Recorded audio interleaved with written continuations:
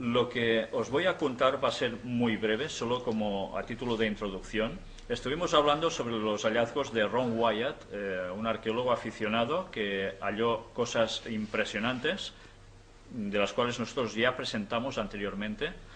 Y hoy vamos a centrarnos exclusivamente sobre el apartado que él también dice que encontró, el Arca de la Alianza.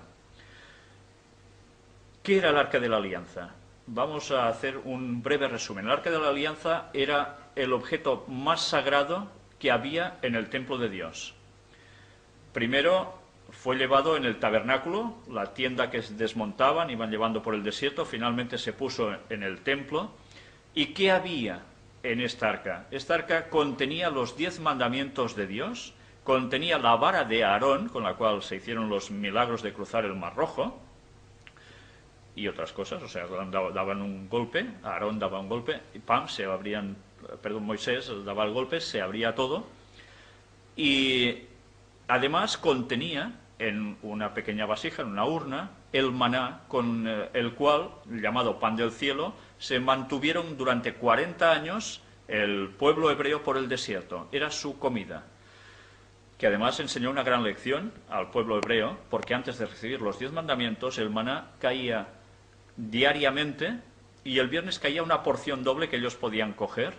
Durante cada día, si ellos cogían más, se agusanaba, pero el viernes eso no pasaba, era un milagro, porque el sábado no caía, con la cual cosa ellos ya tenían que recordar el mandamiento de siempre, desde la creación del mundo, de observar el sábado como el día de reposo, sin labores, dedicada exclusivamente a Dios, santificar ese día.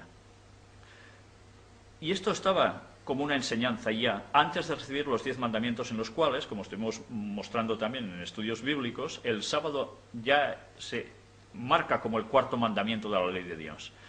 Todo esto es lo que contenía esta arca.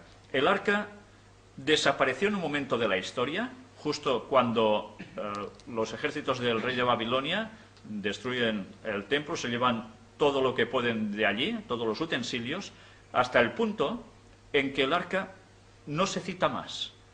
Curiosamente, hay muchas personas que van diciendo que si el arca está en Etiopía, está en otro lugar, etcétera, etcétera. Bien, lo que vamos a mostrar hoy es realmente impresionante sobre los vídeos de Ron Wyatt. Me gustaría que estéis muy atentos a ello. La verdad es que cuando hemos podido comprobar los hallazgos que este señor hizo, con pruebas, bueno, ¿por qué hemos de dudar de que esto también sea cierto, no? Pero aún y así, antes de generar, o mejor dicho, de mostrar el vídeo, que es una filmación muy, muy impresionante de todo lo que él encontró al respecto, quiero leeros un texto bíblico que diréis, ¿y esto qué tiene que ver? Bien, tiene que ver porque veréis una experiencia que se narra aquí, en el libro de Daniel capítulo 10, versículos del 5 al 11, que tienen muchísimo que ver con algo que le sucedió a Ron Wyatt. Yo personalmente no he visto en ningún momento que ni él ni nadie cercano a él haya considerado este texto como una prueba de que lo que le aconteció a él provoca que sea una realidad. Pero a mí, cuando enseguida me vinieron a la mente las escenas que él narra, me recordó un texto bíblico en el cual sucede algo bastante parecido. Luego lo veremos en la filmación. Yo ahora os lanzo este texto. Y alcé mis ojos y miré, y aquí un varón vestido de lino y ceñidos sus lomos de oro de Ufaz. Su cuerpo era como de berilo, y su rostro parecía un relámpago, y sus ojos como antorchas de fuego, y sus brazos y sus pies como de color de bronce bruñido, y el sonido de sus palabras como el estruendo de una multitud.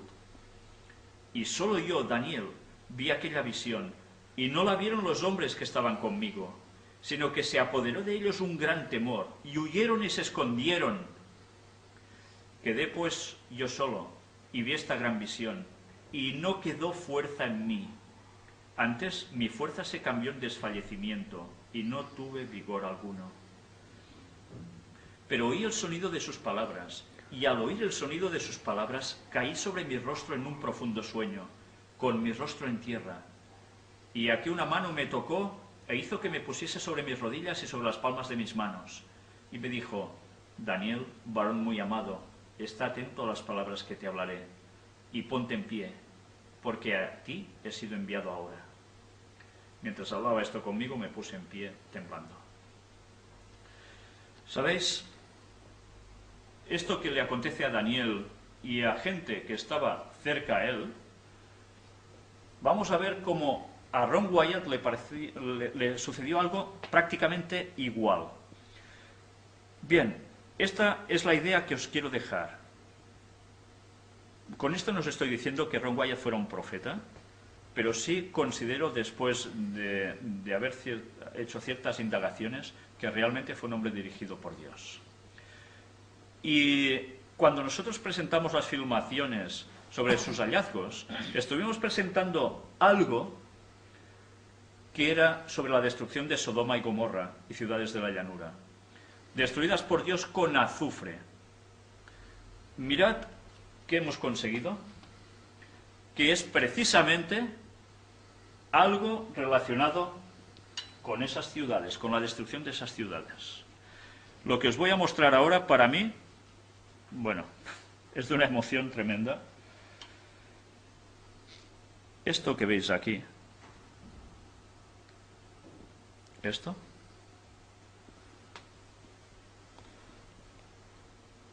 que está partido, era una de las gotas de azufre que llovieron sobre esa población. Esto es azufre. Mirad cómo me deja los dedos.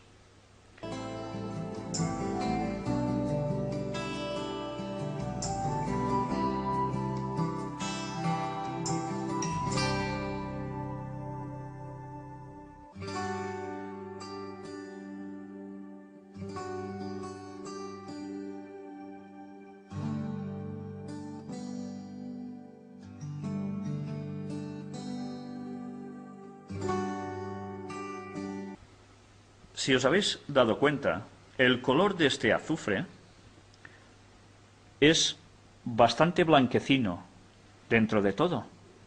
Tiene un pequeño tono amarillento verdoso, pero muy suave. El azufre que nosotros tenemos aquí es un azufre de un color amarillo verdoso muy llamativo, pero que además tiene unas características distintas a este que tenéis aquí. ¿Sabéis? Cuando el azufre normal lo encendéis, hace una llamarada bastante impresionante. Este azufre, si se enciende, la llamarada es mucho más potente. Pero curiosamente, el análisis de este azufre muestra que tiene una composición pura del 95% aproximadamente. Mientras el azufre que nosotros podemos tener en la Tierra llega alrededor de los 30-35% de pureza por ciento. No llega a los 40. ¿De dónde procedió este azufre? Para que llegue a tener el 95%, solo se encuentra cristalizado en la Tierra, pero jamás así. Aquí tenéis algo que llovió del cielo y provino de Dios. Si vosotros pudieseis oler, en las imágenes lo tendréis muy difícil, pero os digo que el olor de este azufre es más intenso que el que nosotros tenemos habitualmente. Bien, pues esta era una de las pequeñas sorpresas que quería daros. ¿Ya veis cómo me quedan los dedos con todo esto? Queda como un yeso. Es distinto del tacto del azufre que nosotros tenemos aquí. Sencillamente quería mostraros una de las pruebas de lo que este señor encontró. No son bromas. Y ahora ya vamos a dar paso definitivamente a un vídeo en el cual él habla del asunto del Arca de la Alianza. Posteriormente iremos pasando otros, hay más hechos al respecto. Este creo que a modo de introducción era muy bueno porque cuenta bastantes cosas. Y tenemos una sorpresa especial para vosotros que aún no hemos podido terminar de preparar. Ya está hecha, pero le faltan unos detalles. Y eso lo mostraremos en su momento cuando pueda ser, porque vale la pena que veáis porque yo he tenido el convencimiento pleno de que este hombre no mentía para nada. Vamos pues ya a entrar el vídeo. El Arca de la Alianza. Antigua ciudad de Jerusalén.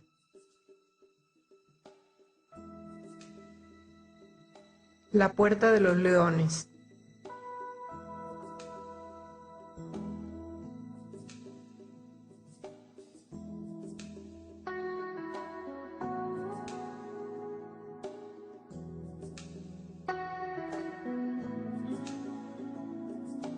La cueva de Sedequías o canteras de Salomón.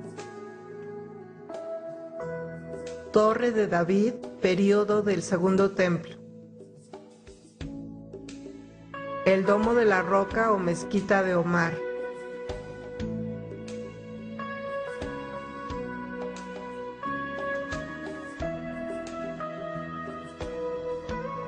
Muro occidental, período del Segundo Templo.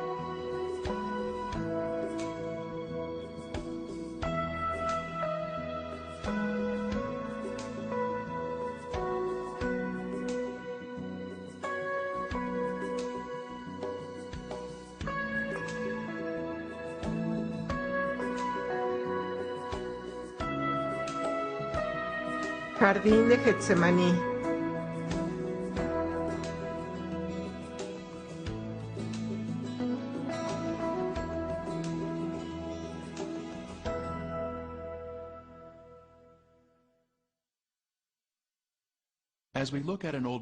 Al observar un mapa antiguo de Jerusalén, podemos ver la iglesia del Santo Sepulcro, situada bien adentro de las murallas de la ciudad.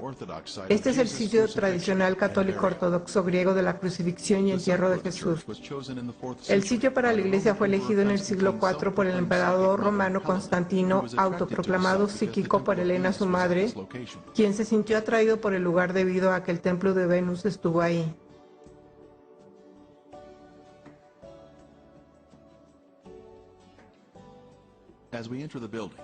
Al entrar en el edificio podemos ver un mural de la crucifixión y entierro de Cristo.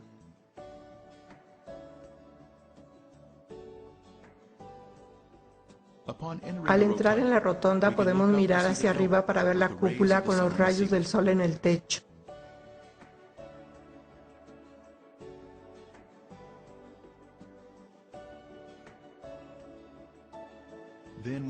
Luego nos desplazamos hacia abajo para ver la tumba. Nos preguntamos, ¿es esta la ubicación correcta de la crucifixión de Jesús y el entierro? ¿Este sitio coincide con el relato bíblico? A medida que caminamos hacia la salida, vemos la adoración de la piedra de la unción, donde algunos piensan que el cuerpo de Jesús fue preparado para el entierro. Desde la iglesia nos dirigimos en dirección norte hacia la puerta de Damasco. Estamos viajando a través de un bazar musulmán y es viernes, así que los musulmanes están fluyendo a la ciudad para la adoración. Nuestro destino es un lugar alternativo para el sitio de la crucifixión de Jesús, uno que está fuera de la ciudad.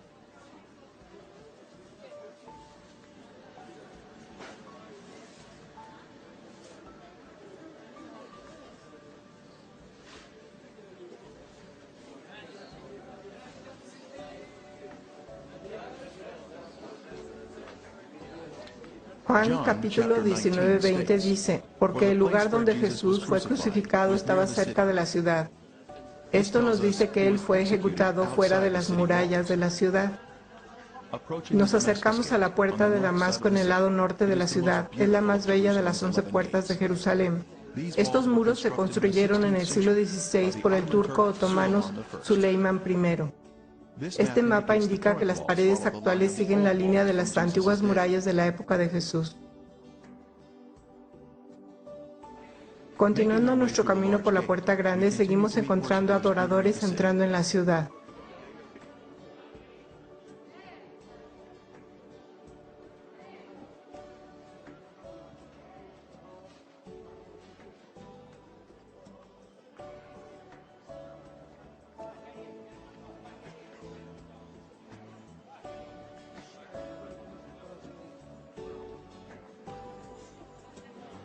Podemos ver la estructura ornamentada de las paredes y al mirar hacia abajo, aún hoy en día puede verse la base de las paredes hechas a partir del 31 después de Cristo.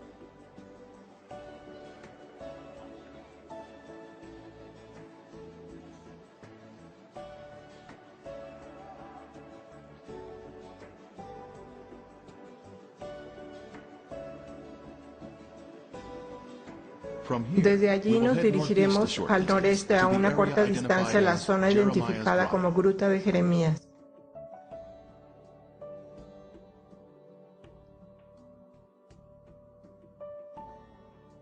Es ahí donde podemos ver el lugar de la calavera que fue descubierto a finales del siglo XIX.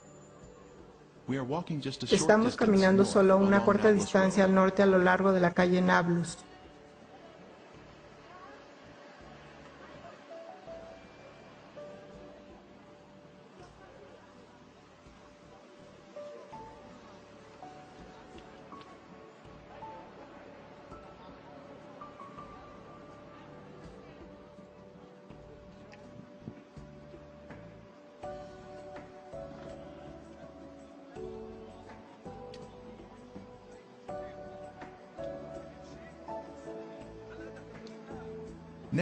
A continuación, vamos al este sobre Conrad Schick y nos dirigimos al territorio de la tumba del jardín.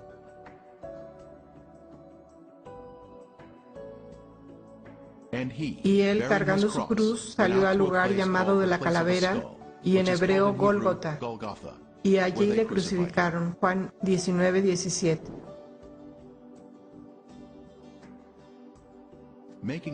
Siguiendo nuestro camino hacia el jardín, llegamos a una plataforma de observación con vista al lugar de la calavera.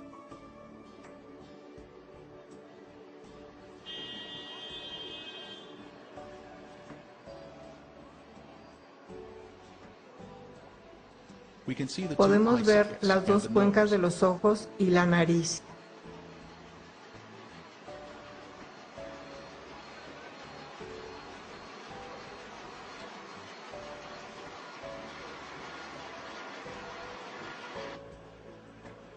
Un perfil lateral del cráneo claramente nos muestra un definido puente de la nariz.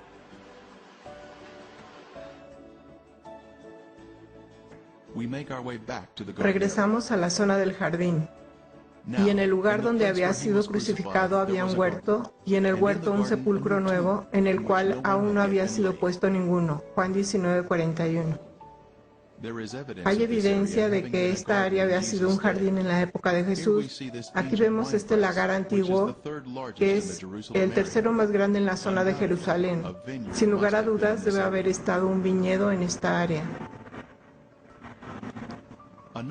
Otro elemento que indica que esta área era un jardín en los tiempos bíblicos es esta antigua cisterna de la época precristiana, capaz de contener 250,000 galones de agua.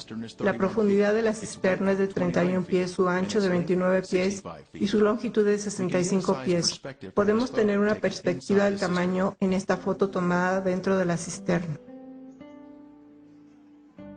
Ahora finalmente continuamos nuestro camino hacia la tumba del jardín, donde muchos invitados han llegado a este lugar especial.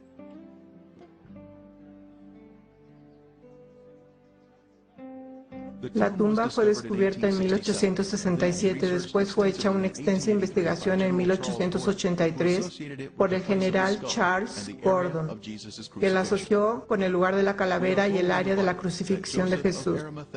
Se nos dice en la Biblia que José de Arimatea era un hombre rico y por lo tanto podemos esperar que la tumba que había construido sería muy extravagante y grande. Hay varias cruces antiguas asociadas con la tumba. La cruz más grande está a la derecha de la tumba y fue cortada de la escarpa. A la izquierda de la entrada de la tumba hay una sencilla cruz de anclaje.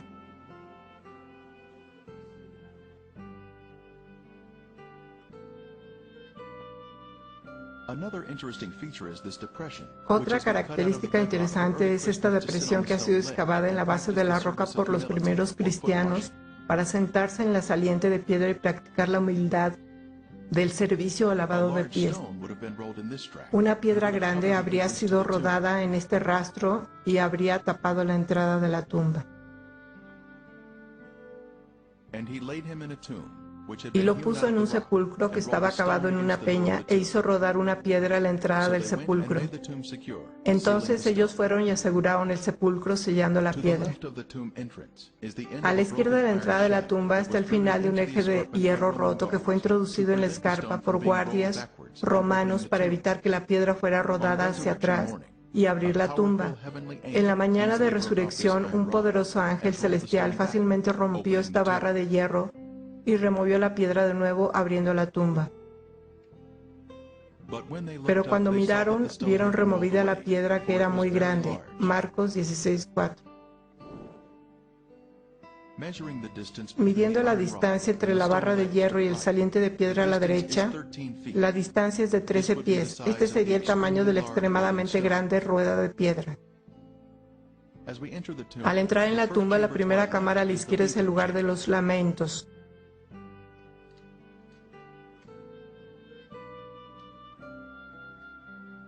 Al mirar a la derecha podemos ver una cripta que ha sido usada. La zona de los pies fue cortada, alargando el espacio para el entierro.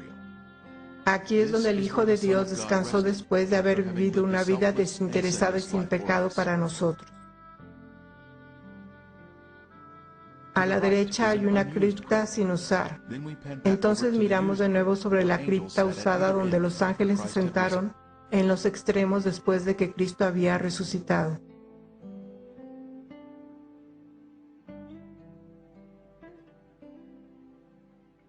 Jesús ha resucitado. Él es nuestro sustituto y redentor. Sea el Señor. Y en el lugar donde había sido crucificado había un huerto, y en el huerto un sepulcro nuevo, en el cual aún no había sido puesto ninguno. Juan 19:41. Así que esto es lo que tenemos. El Gólgota, el lugar de la calavera a nuestra derecha, y la tumba del jardín a la izquierda. Y en medio tenemos el lugar de la crucifixión de Cristo. Jerusalén fue construido en el monte Moriah, descrito aquí en azul. Aquí es donde Dios pidió a Abraham que sacrificara a Isaac 2000 años antes de Cristo. Dios, en cambio, ofreció a su propio Hijo para ser sacrificado en esta misma montaña. El área marcada en verde es la porción norte de la montaña y la zona más alta de Moriah, donde se encuentra el Gólgota. Esta área es de especial interés. La escarpa de piedra caliza que se muestra aquí tiene en la piedra los cortes romanos que se acostumbraban durante las crucifixiones. A la izquierda hay una ranura horizontal que, según la norma del ejército romano, habría sido exhibida. El gran recorte es donde habría sido colocado el letrero Jesús de Nazaret, Rey de los Judíos. Tiene la parte superior en arco y una plataforma plana. Nuestro equipo de Art Discovery International halló recortes similares en Israel, en Cesarea de Filipo. Tenían la parte superior curva y una plataforma plana donde los letreros o objetos fueron colocados. Y la tierra tembló y las rocas se partieron. Mateo 27:51. Una fisura grande o grieta en el acantilado se inicia en la parte superior de la escarpa y luego se extiende por la cara de la roca. Hoy en día la fisura se ha rellenado. Conecta con los recortes donde los letreros fueron colocados.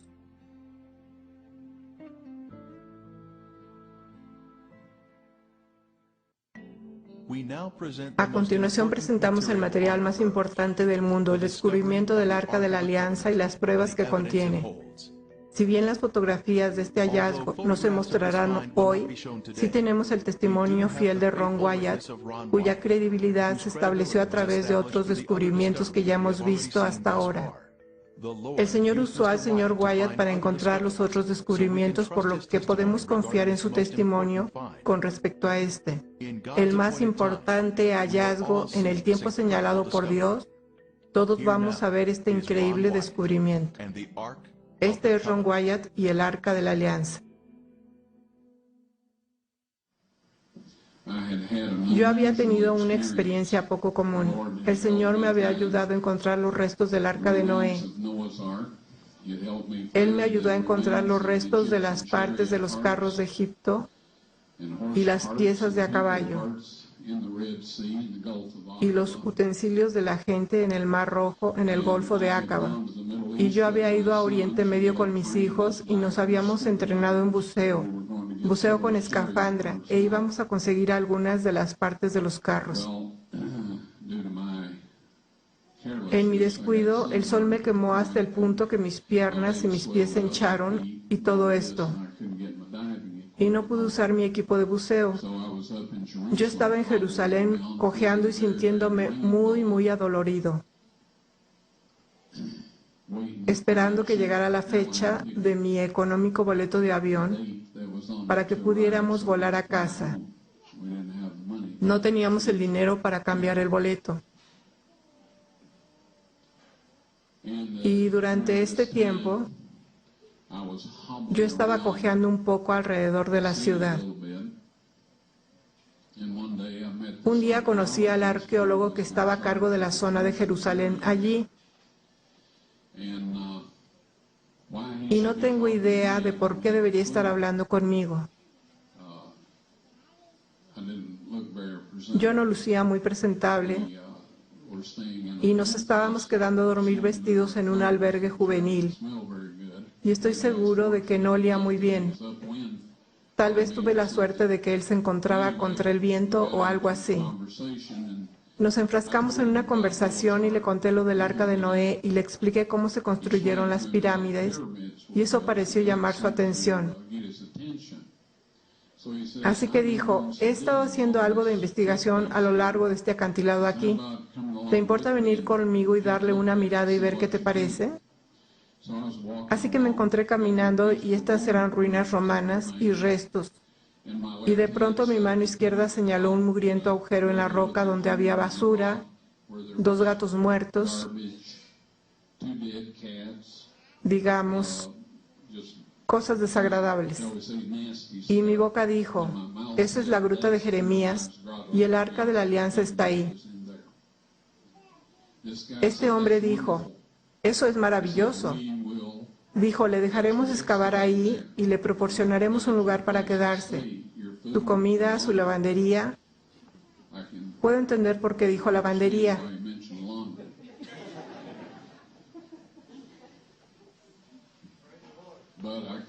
Pero yo no podía entender a una persona judía siendo tan generosa. Eso no es su naturaleza. Me quedé de piedra porque yo no había estado pensando en el Arca de la Alianza en lo absoluto. Ya sabe, estaba preguntándome por qué no habíamos sido capaces de obtener algunas ruedas de los carros. Saben, yo oro por todo. Lo hice en ese entonces también. Yo sabía que tenía que estar ahí, pero para lo que yo pensaba que tenía que estar ahí, no era para lo que tenía que estar ahí. De todos modos, la fecha de nuestro boleto de avión finalmente llegó y fue la mañana siguiente, después que tuvimos esta conversación, o después que tuve la conversación con este hombre. Así que le dije: eso está muy bien, regresaré y haré eso. Ahora tenía que ir a casa y hacer algunos preparativos. Así que me fui a casa preguntándome por qué sería posible que el Arca de la Alianza estuviera en ese lugar. Leí en el capítulo 25 de Segunda de Reyes, donde dice que toda la ciudad estaba rodeada por un muro de asedio. Así me persuadí de que el Arca del Pacto estaba en ese lugar. Porque sabía que alguna fuerza sobrenatural había utilizado mi brazo y mi voz. Cuando sucedió por primera vez, no sabía cuál era esa fuerza. Y se nos instruye para juzgar a los espíritus, para ver si son de Dios.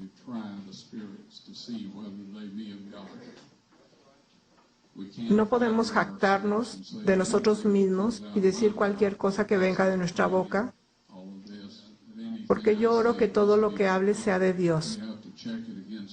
Tenemos que comprobarlo con la ley y el testimonio, independientemente de dónde proceda, aún de nosotros mismos. Ahora bien, lo que descubrí cuando empecé a excavar hacia abajo esa pared del acantilado, en primer lugar descubrí los recortes en la pared del acantilado, donde se habían colocado los letreros: Jesús de Nazaret, Rey de los Judíos. Encontré los agujeros de la cruz en un lugar que no tenía idea que estarían y que era en la base de ese acantilado. Por supuesto, ahora que los encontramos, nos dimos cuenta que ahí estaba el camino público de los que iban y venían por ahí, el lugar ideal para una crucifixión.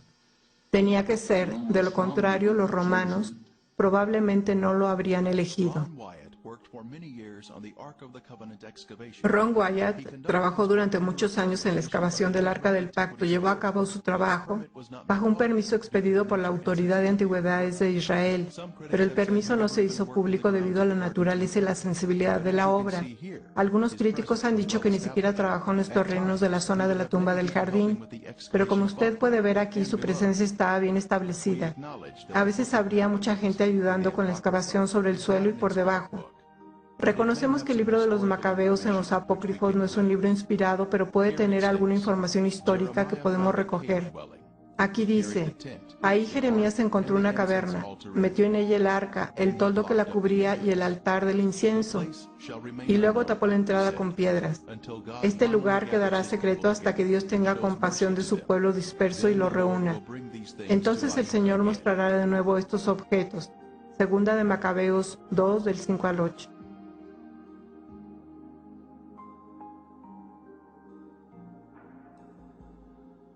Ahora, cuando Cristo murió y la tierra tembló y las rocas se partieron, se formó una grieta a la derecha y hacia abajo de toda la cara del acantilado, pasando por el lado izquierdo del orificio de la cruz, y la piedra se abrió.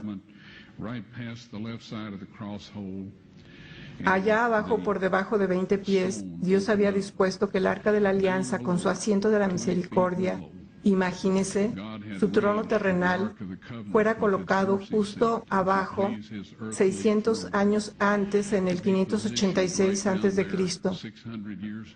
cuando el ejército de Babilonia destruyó la ciudad. Cuando el centurión metió la lanza en el vaso de Cristo y probablemente en el ventrículo izquierdo para asegurarse de que estaba muerto antes de darle el cuerpo a José de Arimatea, al retirar la lanza, las células separadas de color rojo sangre y el suero de la sangre del Hijo de Dios se derramaron, cayeron a través de esa grieta sobre el asiento de la misericordia. Y eso ratificó el antiguo y el nuevo pacto. Avancé en esta cámara que estaba impecable.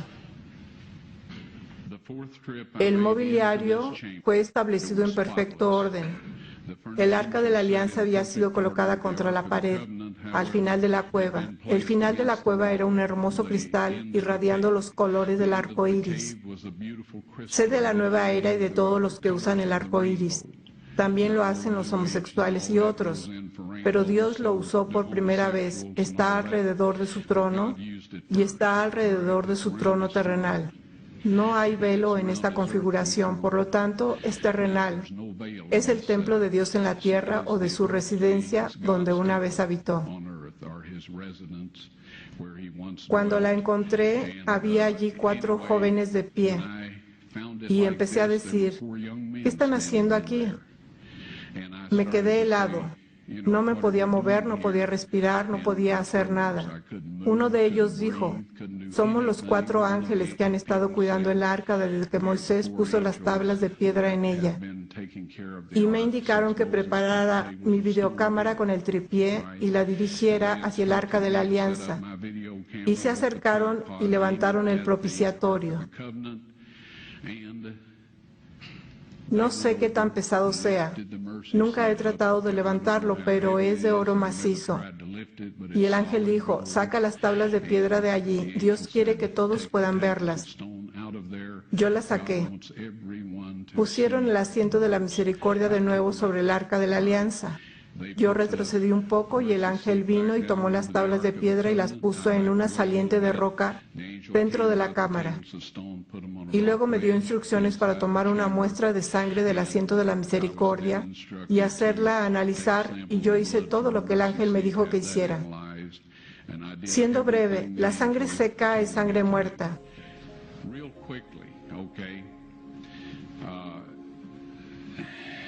Todo el mundo lo sabe. Se puede probar con la sangre de los faraones, las momias de los faraones. Hay ciertas cosas que pueden hacer, pero no pueden obtener el número de cromosomas por cualquier método que yo conozco. Las cosas van cambiando y yo no pretendo saberlo todo. Sin embargo, sé que no hay manera de que pueda conseguir un conteo de cromosomas de sangre muerta. Usted puede obtener un ADN y algunas otras cosas, pero no un estudio cromosómico. Esto se hace en glóbulos blancos vivos. En primer lugar, para este análisis, llevé la sangre a un laboratorio de Israel. Pregunté a algunas de las personas con quienes trabajo en antigüedades dónde encontrar un laboratorio que hiciera el trabajo fiable y me dijeron tal y tal. La llevé. Solo dije, por favor examine esta sangre y dígame lo que usted me pueda decir al respecto. Dijeron, vamos a reconstituirla, vamos a ponerla en solución salina normal y la mantendremos a la temperatura corporal durante 72 horas con agitación suave. Ese es su negocio y es grandioso. Dije, ahora quiero estar ahí cuando la chequen y dijeron, está bien. Así que yo estaba de vuelta, la checaron y dijeron, es sangre humana, podemos decir eso. Hicieron cualquier prueba que necesitaran hacer y entonces dije, tomen algunas de las células blancas de la sangre y pónganlas en un medio de cultivo y manténganlas a la temperatura corporal por 48 horas. Y ellos dijeron, eso no servirá de nada porque es sangre muerta. Les dije, ¿podrían hacer eso por mí? Y ellos dijeron, está bien, vamos a hacerlo. Así que dije, quiero estar aquí cuando vayan a examinarla. Así que regresé, ellos la sacaron, la examinaron con un microscopio y el técnico llamó al otro de por allá, después llamaron al jefe de allí y estaban hablando en hebreo a 1000 por minuto. Por un momento me miraron y dijeron, señor Wyatt, esta sangre humana solo tiene 24 cromosomas. Todas las personas tienen 46, o sea, 23 de su madre y 23 de su padre. 22 autosomas de su madre y 22 autosomas de su padre. Usted recibe una X de su madre y puede recibir una X o una Y de su padre. Esta sangre tenía 23 cromosomas del lado de la madre y solo un cromosoma Y. Vea usted, el niño no podría haberse desarrollado si no tiene los autosomas de la madre. Todas sus características físicas se determinaron por parte de la familia de la madre, de sus autosomas. Su masculinidad se determinó por esta única Y que vino de otra fuente, no de un varón humano. Luego dijeron, esta sangre está viva. Y luego dijeron, ¿de quién es esta sangre?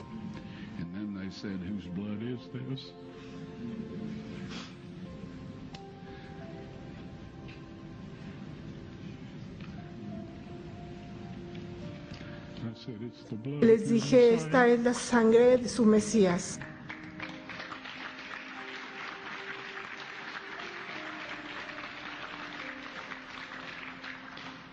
Y les aseguro que la vida de aquellos hombres ha cambiado.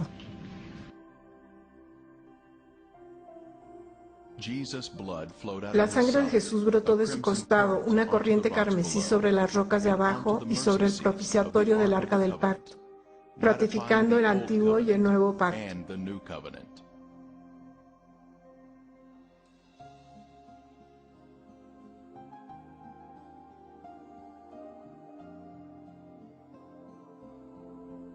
El Nuevo Testamento menciona la sangre oculta en la tierra.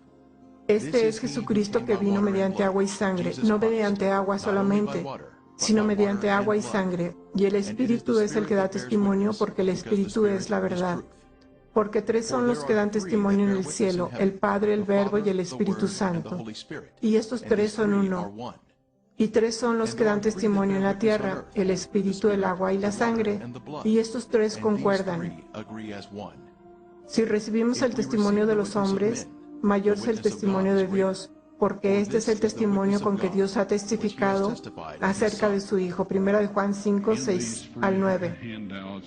En estos versos se muestra su generosidad. Ahora voy a compartir un par de ellos con ustedes. Primera de Juan 5, 8 y 9 dice, y tres son los que dan testimonio en la tierra, no sobre la tierra, sino en la tierra, es decir, dentro de la tierra, el espíritu, el agua y la sangre, y estos tres concuerdan. Luego en el versículo 9 dice, si recibimos el testimonio de los hombres, mayor es el testimonio de Dios. Y aquí está hablando de la sangre y el agua presentada a nuestros corazones y mentes, a través del poder del Espíritu Santo. Este es el testimonio del Padre y el testimonio de su Hijo. En un juicio en la corte, un testigo da un testimonio y el testimonio se convierte en evidencia o prueba. Así que lo que esto dice en nuestro lenguaje de hoy es que la sangre y el agua sobre el propiciatorio del arca del pacto, el trono terrenal del Dios vivo, es la prueba del Padre a los habitantes de este mundo, que su Hijo indudablemente ha muerto por nosotros y que hemos sido redimidos, y que nosotros podemos venir a Él en el nombre y la sangre de su Hijo, recibir el perdón y la restauración. Y para el día que según consta en el capítulo 22, versículo 14 del libro de Apocalipsis, que dice, bienaventurados los que lavan sus ropas para tener derecho al árbol de la vida y para entrar por las puertas en la ciudad. El pago, queridos amigos, se ha hecho y en el tiempo señalado por Dios, ustedes serán capaces de ver la prueba por sí mismos. Creo que el Arca de la Alianza va a quedarse donde está toda la eternidad. Es la prueba de Dios, Padre, a los habitantes de esta tierra de que su Hijo murió por nosotros. Hay algunas cosas que van a suceder en el futuro que involucrará a 144,000 para llegar a ver eso.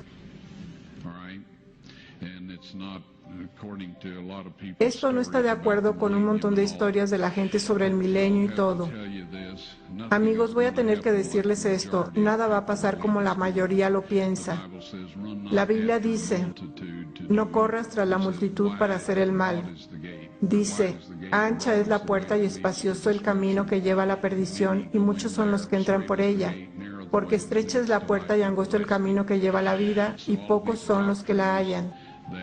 Así que todas estas doctrinas sobre el milenio y todas estas cosas son fábulas. No va a suceder de esa manera. Tenemos que ir al Padre en el nombre y la sangre de su Hijo, pedir perdón y restauración a su semejanza. Lea la versión King James de la Biblia a menudo con entusiasmo y con oración. Y Dios les revelará lo que necesitan saber para estar listos. Pero no creo que únicamente salgan a la luz las tablas de piedra y el video.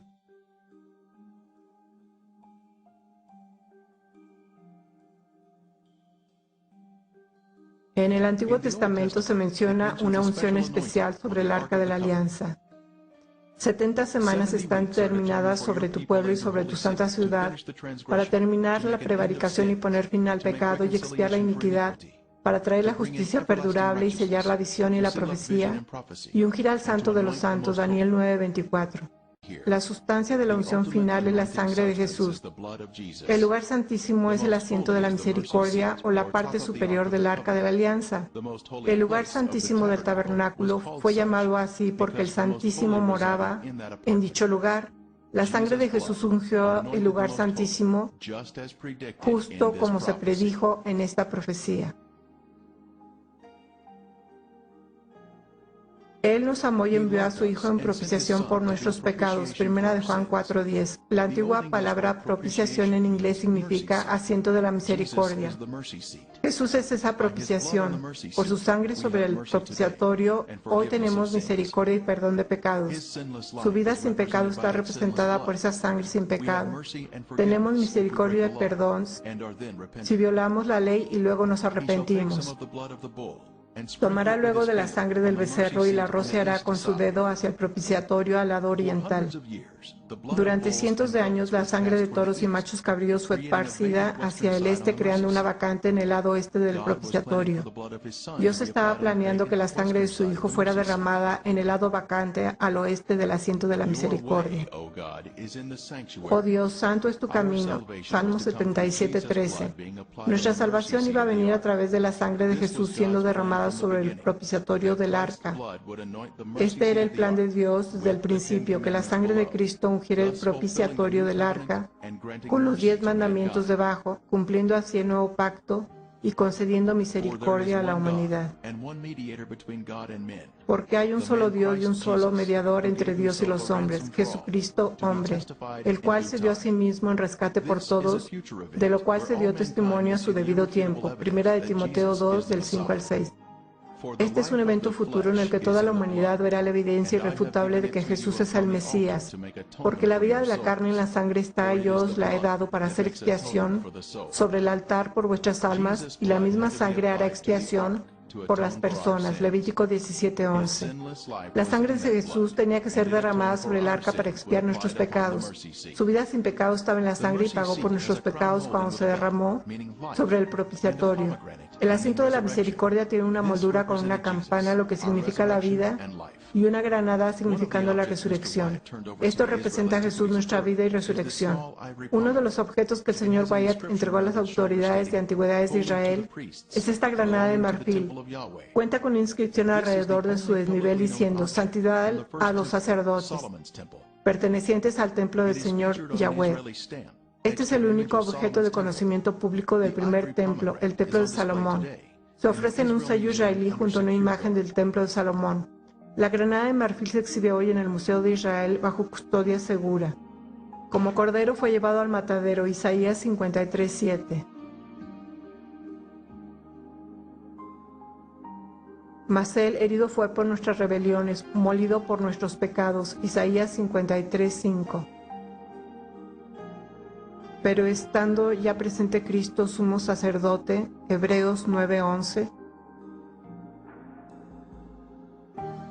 Jesús bajó y rescató al hombre del pozo del pecado. Jesús demostró que la ley puede mantenerse a través de una conexión con el Padre Celestial. Así que sí, las tablas de piedra están fuera del arca de la alianza, están en esta cámara y en este borde hasta donde yo sé. Pero cuando Dios esté listo para que esto sea mostrado al mundo, el ángel me dijo que sería después de que la ley de la marca de la bestia sea impuesta. ¿Entiende eso? Si usted guarda la ley de Dios, tiene el sello de Dios. Si guarda la ley del hombre, y esto pasará pronto, es que si usted se niega a guardar esa ley, no podrá comprar o vender. Para que usted guarde esa ley requiere romper con la ley de Dios y tener la marca de la bestia. Pueden conocerla mejor y solo adentrarse en ella, y luego la tendrán en su mano. Grandes desastres cubrirán la tierra, que llegarán en tiempo de angustia, y la marca de la bestia. Apocalipsis 13, del 13 al 18.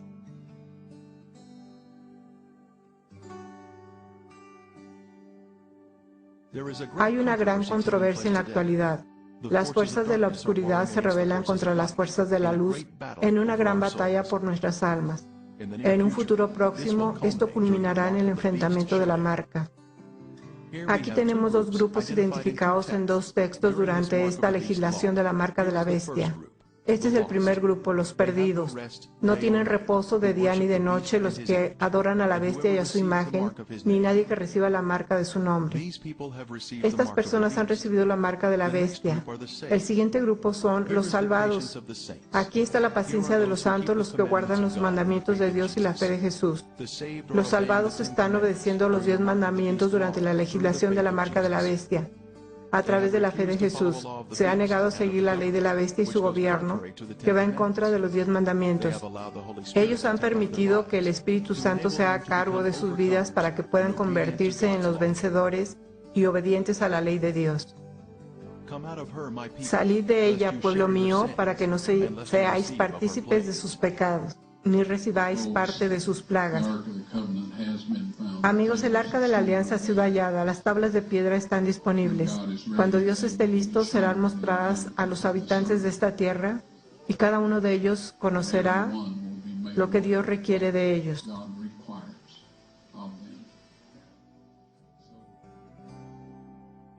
En un futuro próximo, cuando la ley de la marca de la bestia se haga cumplir, obligando a los hombres a violar uno de los 10 mandamientos, o de lo contrario perder su derecho a comprar y vender, los resultados de la prueba mostrando el número único de cromosomas se mostrará al mundo junto con el video del arca y los 10 mandamientos.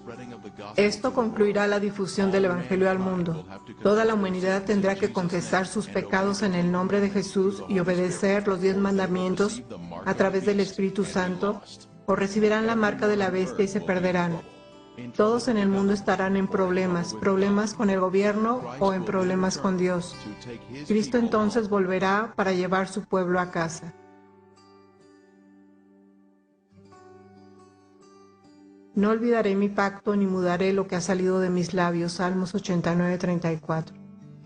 Entonces el dragón se llenó de ira contra la mujer y se fue a hacer guerra contra el resto de la descendencia de ella, los que guardan los mandamientos de Dios y tienen el testimonio de Jesucristo. Apocalipsis 12:17.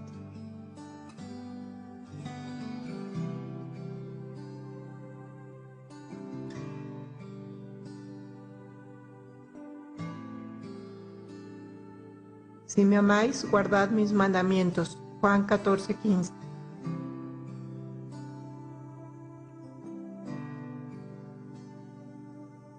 Con Cristo estoy juntamente crucificado y ya no vivo yo, mas Cristo vive en mí.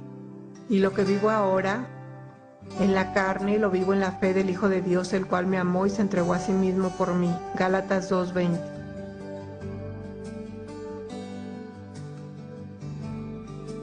Orad pues que vuestra huida no sea en invierno ni en día de reposo, porque habrá entonces gran tribulación, cual no la ha habido desde el principio del mundo hasta ahora, ni la habrá.